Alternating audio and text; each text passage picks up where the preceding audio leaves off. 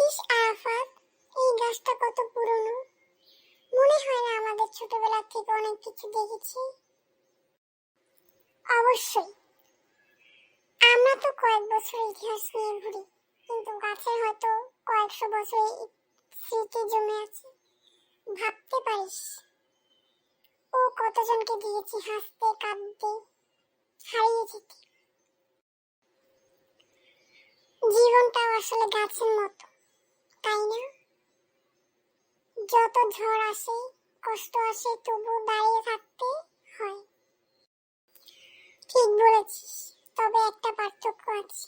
গাছের শিকড় মাটিতে থাকে, আর মানুষের শিকড় থাকে তার সম্পর্কের মধ্যে, বন্ধু, পরিবার, ভালোবাসা। কিন্তু সবাই তো শিকড়কে আগলে রাখতে পারে না। আমি তো অনেক মানুষকে দেখেছি একা নিয়ে যেতে। আমিও।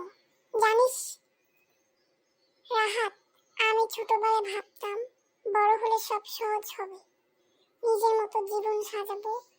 কিন্তু এখন মনে হয় জীবন যত বড় হয়, দায়িত্ব তত ভারী হয়। একদম সত্যি। অনেক সময় ইচ্ছে করে সব ফেলে কোথাও চলে যাই। যেমন সিনেমায় দেখায়, একদিন সকালে উঠে বাসা ছেড়ে দিয়ে অজানা শহরে চলে গেলাম। তুই পারবি না। প্রথম দিনই তোর ফুচকা খাওয়ার অভ্যাস তোরে ধরে ফেলবে। ঠিক বলেছিস, আমি তো ফুচকা ছাড়া না বাঁচতেই পারি না।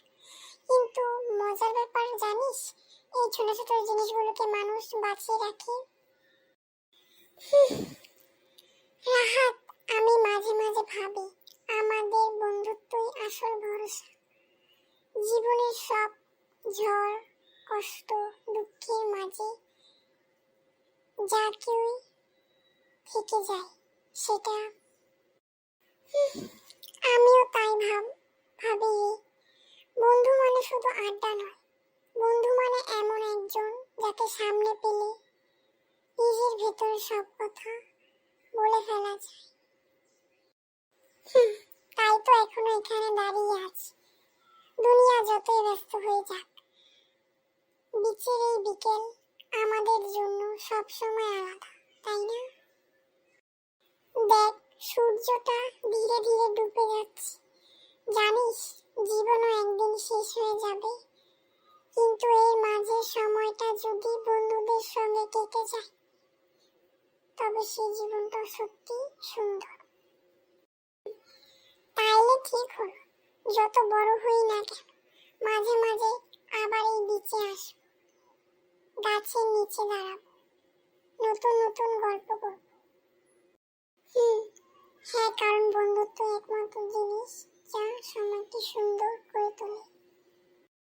আচ্ছা রাহাত, আজকে তাহলে আসি। সন্ধ্যা হয়ে গেছে তো, বাড়ি যাওয়া লাগবে। তুই ভালো থাকিস, কালকে আবার দেখা হবে। বাই।